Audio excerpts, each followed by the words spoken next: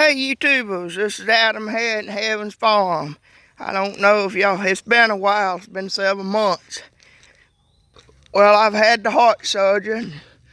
I thank for all the prayers and stuff on comments there on YouTube and stuff. And I have 2 fans. It's a older gentleman and a younger lady. And I really appreciate for all y'all comments and prayers, and a lot of other women's and prayers been saying on there. Also, it's a older gentleman on there. It's a farmer. I watch a lot of his videos too. And y'all have to forgive me because I can't remember the name of the channels of them. But I'll look it up and give them a shout out on my channel because they real nice people.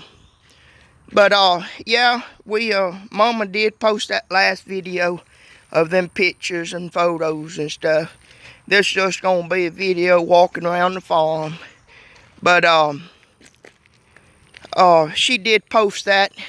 At that time, for them 2 months, I turned for the worst. I was in and out the hospital constantly. I couldn't do nothing then. I couldn't walk. I couldn't hardly do nothing. I was getting worse and worse. And they seen that I was, and they said that it was about at that time that if I didn't have something done, I was fit on pass away with the shape I was in. The heart done got so weak. I have a pacemaker, and I go in for every 2-month checkup. They trying to set it and get it set. Y'all still probably can hear me out of breath, but I'm doing better now, trying to get back on my feet. I'm still real weak.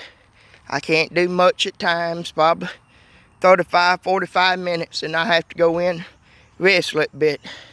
But hey, there at the end when that last video was posted on the channel, everything was looking dim because I couldn't do nothing for 10, 15 minutes. And I like to hit the ground. Means things has moved away, move along. I'm able to bend over now. Here's the little bull pasture. We got rid of the bull we had up here. I need to get in here and bush hog it.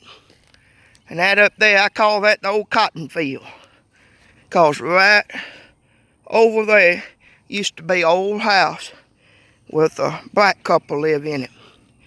And I'm saying black couple because I didn't know them. I didn't know the names.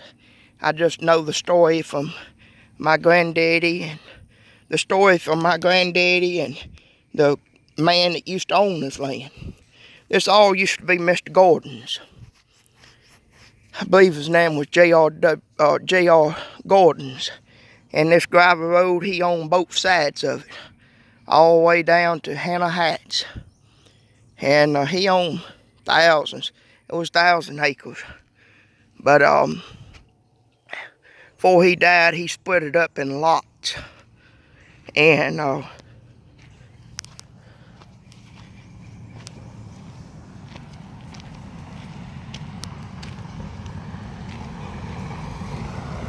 before he died, he split it up in lots.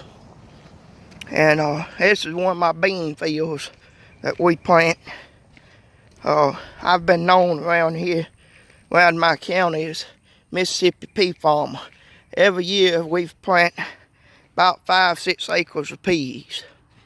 And we've done it every year, but this year I'm gonna plant this. We call it the cotton field because the couple that live here were sharecrop farmers.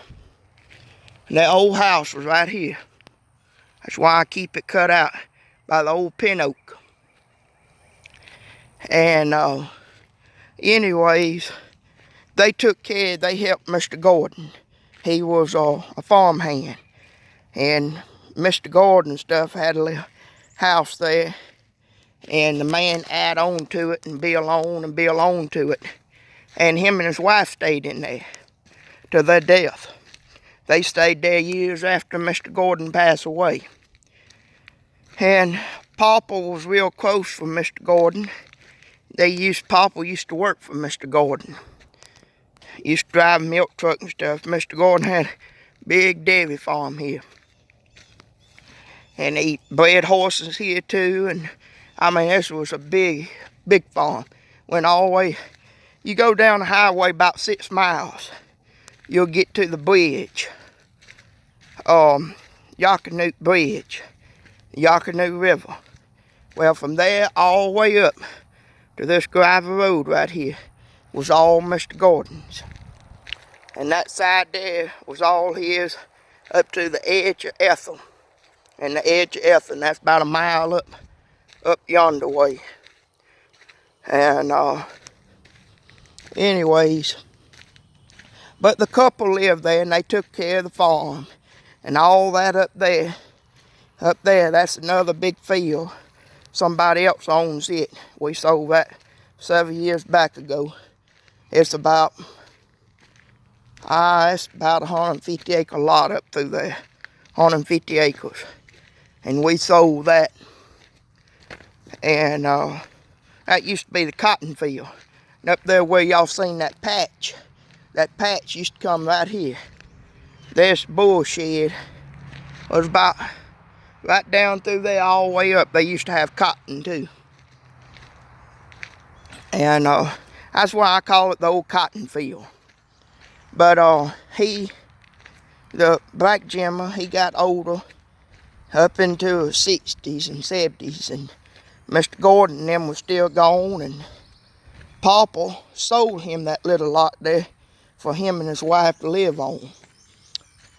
And they live on it to the death. And he left a will, the Jimmer, he left a will, and it was all deed back over to Papa. They was a fine couple, what I've heard. Nice, real nice couple. But he was gone working at the steel plant in town because he got too old to farm then. And the house caught afire. And the house caught afire. That's the other old patch we used to have. We put peas, but we don't plant it in grass this year. Here's a row of some of the old equipment that we have. That's my other neighbor's mule disc. That's from the late early 1900s. He used to pull that with 2 mules, he said. And I'm going to show y'all how I got started doing this stuff. 7 years, well, it's been 10 years ago we moved back.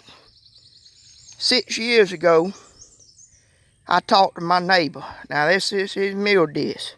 He used to pull that with 2 mules, he said, back in the day. I'll show you. Y'all see that? I'm going to spread the screen where you see it. See that right there?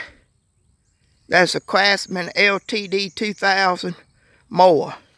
And I used to pull it with that old mule disc. And I did that for 6 years in this patch right here. I had peas and greens and several things. And I had another patch down there in the back 40. Down there across the lake. And I did both them patches with that mower right there. And that's how I got started farming. I love planting and growing stuff. And now I'd get a man to come in. He had a plow. And he'd come in here and plow it real shallow. And I'd take that mule disc and that lawnmower. And I'd disc it and pulverize it. And get it pulverized. He done that for the first year. After then, the second year, I just kept it cut with the mule disc and the mower. And that's how I got started. And I sure did enjoy it, you know. And I bought and leased more acres. Come on, puppy, get out of there. They done knock over my plants. Come on, get out. But this right here, this is one of my little gardens. This is about all I'm gonna have this year. That's about all I'm able to work right there. And most of them dogs, they ain't even ours, they neighbors. But they stay over here at the farm all the time. But that's all my little garden I have for this year. But that's how I got start off. That patch there and that mower and another patch, and that's how I got started off. I started selling produce out the back of my truck. Organic produce. I made it all organic. Chicken manure and all that stuff. You know, I didn't use none pesticides or none of that. And that's how I got started. And it just kept on getting bigger and bigger and bigger. And y'all all remember about the John Deere tractor when I bought it and everything. And, you know, and I spread the acres there. Last year was 5.5 acres. And now I've done got in and start farming, you know, bigger. You know, I have a few heads of cows here, and we got some more cows at our other place. And we got over 100 acres of hay ground. Over 100 acres of hay ground we're going to be cutting this year. We got a cutter and a baler and a raker. And I'm leasing that out from one of my other neighbors. There's 100 acres there we're going to be doing. Now this year I ain't back on my feet too good. I'm still weak. And I'm most likely going to have to go back in. I'm most likely going to have to go back in and have the top valve replaced in my heart, because it's still not doing good. But anyways, let's just look around the farm. I know this yard needs to be clean. These dogs drags everything around the neighborhood up here. But anyways, let's run and look at the cows right quick. I know it's messy right up there by that blue bucket. We got a ton of feed sacks. Somebody's helping me feed and everything, and you know, I'm just taking a little easy at time. They don't want me to do too much. You know, it ain't been but it's been 2 months since I've had the pacemaker, and I know it looks muddy down here because it is muddy. These cows, I don't know if you can see them up in the barn.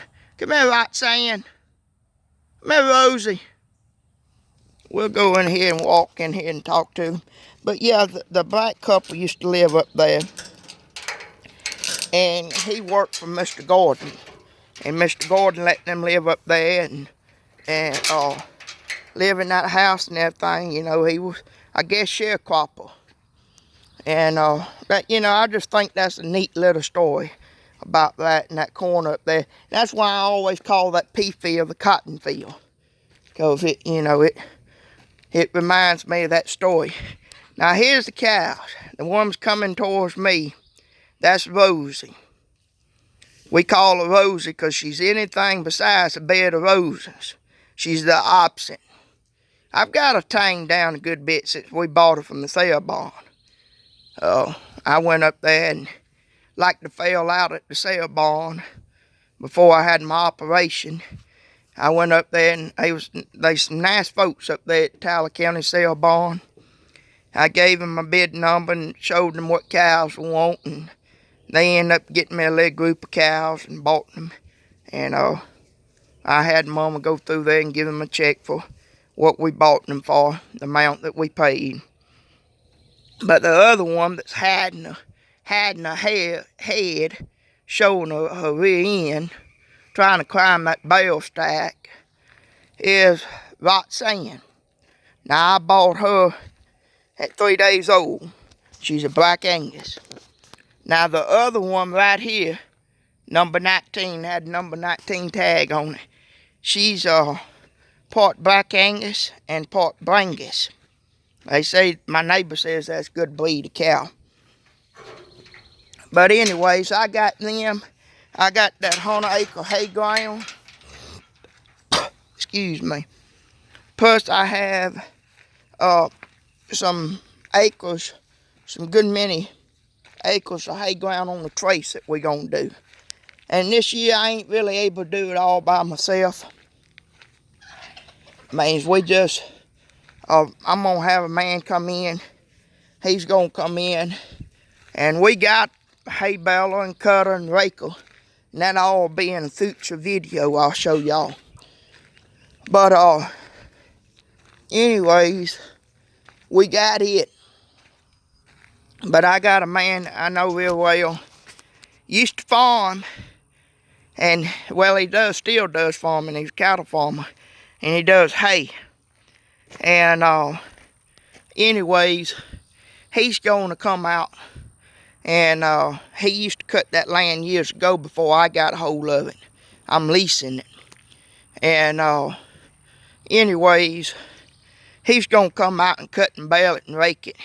Everybody around the communities, they've all helped me out and, you know, been helping me and doing things for me since I've been sick. They know, you know, I was all trying to do it by myself.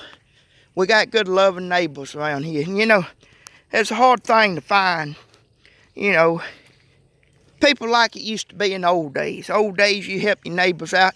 You didn't think nothing about it. You didn't worry about the money and didn't worry about getting paid. You helped them out because they was your neighbors. And then when you come in time, you need some help planting or tillage, or you need some help around the farm or whatever, you call and say, hey, I need a hand to help me today. You mind coming and help me for a few minutes, a little bit? They come and help you. Want nothing expecting out of it. It was for just good times and for neighbors. And it's hard to find people around there like that anymore. There's several good people around here like that. They come and help me out whenever I need it. Half the time they do it, and they don't even ask if I need help. They know I'm trying to struggle and do it. Whatever's wrong with me, it's trying to attack whatever. They ain't find a diagnosis yet, but whatever's wrong with me, it's trying to attack my lungs now. I have a real hard time breathing, and you know, I feel plumb out of breath right now just walking around here. But anyways, I'm getting back on my feet. You know, I just want to give y'all a update video. The pacemaker has helped a good bit. I have a pacemaker and a defibrillator, and it has helped a good bit. You know, I'm able to do things, a little more things than I hadn't done in years. There before I had it, I was on his little vegetable garden, but I was on deaf doornails, and I knew I was. Mama and all of them was scared, and Granny and all of them and everything. But I knew how my health was, and I knew what's going to happen. You know, and usually young pups like me, you know, they don't think about funeral arrangements and all that. And I went and prepared all that, where they wouldn't have to do nothing, worry about none of that. Made insurance policies and all, you know, what you naturally do in them things, in them cases. Cases didn't come through the surgery because I was always so weak. And they was worried about me coming through surgery because I was so bad weak. But, anyways, I came through it. But I got so bad then till I couldn't hardly do nothing. And it really made me upset and really made me down because I couldn't hardly do nothing. You know, and y'all know by some of my videos, when I make these videos, y'all don't see everyday life of me and all the things I do. I just show you a little bit, you know, what I'm able to do, because I do a lot. You know, I have a lot of going on and a lot going through my hands. And that's why I don't have much time to make much videos. You know, we doing this farming. I have cows and hay ground now. And I am going to say it, this year, last year was my last year. I'm not raising peas or vegetable farming anymore. I did it for 7 years and I enjoyed it. But how my health is, I just is not able to do it. I lost big money last year. I had about 5 acres of peas and I had about 3 acres of vegetables. And I lost a lot of money because we couldn't pick the stuff. I used to do all this by myself. And I wasn't able to pick it. we'd have help. They'd come in, the people that helps me, they have regular time jobs and kids. Means I told them their family and their stuff comes first. When they come to help me, they able to come on down here. A lot of stuff dried up, didn't make good. Well, it made good. Last year was the best, beautiful patch of peas I ever had in my life. Over 5 acres. And I said, well, good Lord willing, if I'm still here and alive, next year I'm going to go bigger. But the pacemaker ain't totally helping me. It's keeping the heart from getting low. And when the heart stops, the defibrillator jump in place and lets it shock the heart. And I ain't gonna never get back to my normal self like I was. We pretty well know that now. But I keep on trying. At least I'm able to get up and do a little bit and have a little more moving around time and stuff before I get real bad weak. But whatever was wrong with me, it's trying to attack the lungs. And my oxygen stays low. I have to be on oxygen in the house the other day, and they want me to wear it at night too, and I wear it some at night. But it's hard being tied to a machine, I've always been, I guess you say, free spirit. I've always just ran and stayed gone to dusk, sun in the morning to dusk at dark. Sometimes I'd stay 11, 12 o'clock at night working in these fields. And I miss all that, but I know now, and I done faced now that I ain't able to do it. But quality life is a little bit better now since I had the pacemaker. And I'm facing probably about 3 or 4 more surgeries. Another one on my heart to replace the top valve. And probably another surgery for my lungs.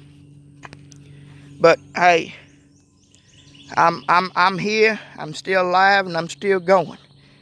And that's why we've changed our way gonna do this year. We're just gonna leave off the vegetable farming, and we're gonna stick with the hay. Now, the last 3 years I've been doing all of this. I've been doing vegetable farming. I've had hay ground. I got cows, and I done forgot the other. And that's part of on me. They don't know yet what the diagnosis is, but I have real short-term memory loss. I can remember stuff from years ago, but from day to day or minute by minute, it just, like last night I burnt my hand. I was trying to cook bake some in the oven, and I pulled the baking sheet out with the stuff that I was making. I pulled it out, put it on top of the stove, and it just, my mind just went blank, and I couldn't remember nothing. And I didn't even remember taking the baking sheet out of the oven with the bread on there. I was toasting some bread, and I didn't even remember taking it out. And when I touched it, burnt my hand bad. And I go real absent-minded and forget things a lot. And the last few years, it's been getting worse and worse. I just thought, maybe it's all the health was under, but it's whatever was wrong with me. They still don't know the diagnosis. But whatever wrong with me is part of it. But I guess ain't nothing we can do about that. Right now, till they find out what's wrong and they give me the right treatments. They also have me on a heart medicine too. My heart's trying to jump high at times. But that, just give y'all a little health update. My quality of life is a little bit better now since I've had the pacemaker. I ain't so bad weak. I stay weak, but I ain't bad weak as I was. That last video we posted, Mama had to post it and everything, and she wrote a message and stuff on the bottom and let people know, because we thought that might have been the final days or whatever was wrong with me. But, you know, and I used to be so scared of death. You know, y'all, none of y'all probably knew my granddaddy. But we was real close. See, my daddy left when I was real young. He's back around now. But he left when I was real young. And I didn't really have a daddy figure in my life, a father figure. And my uncle and my granddaddy was the father figure in my life, especially my granddaddy. Everybody around here said, wonder where J.D. Heron was. They said, well, if you see his grandson Adam, he's right behind him. If you see Adam, J.D. is somewhere behind him. He's probably in the car or whatever. Because that's how close we was. The last several years of his life, you know, I slept up there day and night at Mama's. I took care of him. I spent 11 and a half months in the hospital with him, day and night in the straight chair, sitting there. And about a year after he died, now we do know now that spell that I had, and it's probably in one of my other videos, that spell that I have in Alabama when we was on vacation. I don't know if I've told y'all that. My right side went dead and stuff. And we do know now that that was a mini stroke. They don't exactly know yet if it's a mini stroke. It was 4 days before we got to Mississippi. They wouldn't hardly do nothing in Alabama because I had an outstate insurance. But when I got back, that's why they thought that they didn't know what it really was, because that it's so long, after so many hours and stuff, you can't really detect it. And they think now it's so many that it was a mini stroke, so small. That's why they weren't able to take it at all, even with brain scans.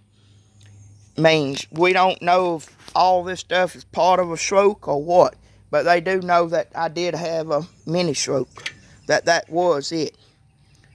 And I guess they've been able to tell it more since the memory loss and stuff and the weakness. But anyways, I was just making this video, give y'all a health update and everything. And I stayed there right next to Papa. And about a year after he died, I had that stroke in Alabama. And ever since then, I've just been going downhill, and it got worse. But anyways, I just give y'all that update video. I thank for all the prayers that y'all have been sending our way, and the comments and stuff on YouTube and stuff. And when I grew up, it wasn't about a year after Papa died when I got these smartphones and stuff. I really never was in technology. I never grew up with Game Boys or video games. My cousins all did, but I didn't. My thing was being out in the woods with my granddaddy. We did logging. Had it 54 years. Time I was old enough, I was out there helping him, running stuff with him. And being at the farm, running the farm tractors and stuff, and being around my family farm that my other part on my grandma's side, they family has. And that was just such a thing. I wasn't really an inside person. I never have been. Never did care for video games and Game Boys and all that stuff. But the last few years I have gotten into the internet, YouTube and Facebook. But that's about all for me. I ain't getting into the videos game now anyways. But anyways, y'all see, I'll post this, and sometime this week, y'all see a video of the tractor. Before I went in the hospital, I was getting ready, everything ready on in case something did happen to me, they could sell it. And, I had Bible for all this stuff. Because I knew I was going down here. That's why I sold all that John Deere equipment. I didn't want to leave Mama and them behind, in case something happened, went for worse. They wouldn't been stuck with everything. Because at one time I had a good bit of rough stuff around here. A lot of equipment. But anyways, y'all gonna see the video of this tractor running and stuff. We've done a lot of work to it. One of my good neighbors, he helped me out. He's got a little tractor rebuild shop. And we didn't get no videos of it. It ain't fully restored. But we done a lot of work on the motor and stuff. And motor was fine, but little things like the shrivels and carburetors and stuff like that on it. Wiring and all that. And we repaint it. We repaint all the sheet metal. And now this year sometime y'all see a video. We're going to take all the sheet metal back off and repaint the frame and all of that.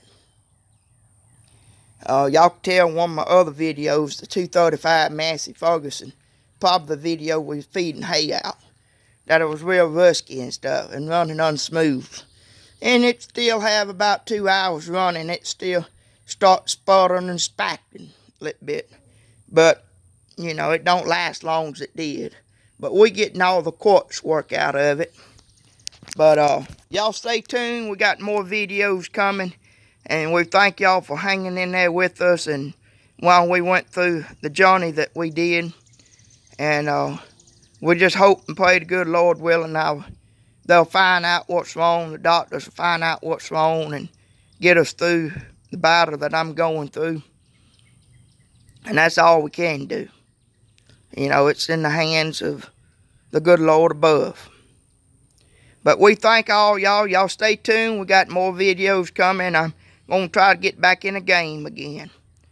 A game of making videos and farming. I love it.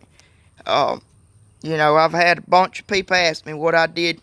I always want to do in my life. I said, well, I want to be a timber cutter, a logger, or a farmer. That's what's always my dreams, and that's what I like doing. You probably sit me in the office with the shape that I was going through, and I had some office job or some office career, I'd probably gave up and just died. Because, you know, this what out here, what means the most, you know. This out here is what I'm enthralled with, or however you say it. You know, it's my passion. That's what I like. You know, I just love it. Being out in the open fields and out, you know, I just ain't an indoor person. Never have been. But y'all stay tuned. We'll have more videos coming. Please like and comment and subscribe down in the bottom. And since I've been sick and stuff, I've been getting on the internet and reading the comments more. Mama's taught me how to do that more, and my cousins. And now I've done got in the hang, and they showed me the app to use for your YouTube accounts. And I've done got in the hang now. I can comment back pretty easy now. I've learned how and figure out how to do it. At first I didn't know. That's why a lot of videos didn't even get a comment back. I didn't figure out how to do it, but you have to have another account